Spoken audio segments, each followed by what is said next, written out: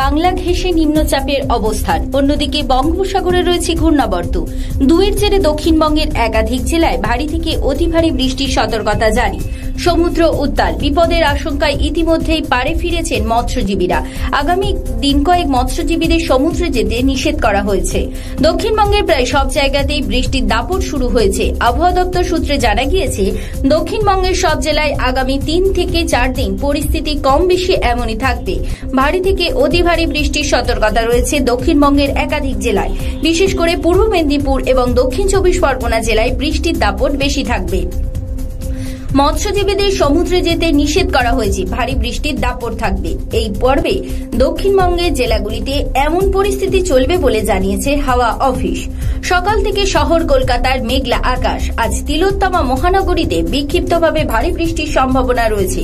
আগামীকাল কলকাতায় প্রবল বৃষ্টির সম্ভাবনা রয়েছে। মোটের উপর আগামী কয়েকদিন কলকাতা শহরেও বিক্ষিপ্তভাবে ভারী বৃষ্টি চলবে। উত্তরবঙ্গের জেলাগুলিতেও বৃষ্টি চলবে। উত্তরবঙ্গের 2 পার্বত্য জেলা দার্জিলিং এবং কালিম্পংয়ে ভারী বৃষ্টির সম্ভাবনা রয়েছে।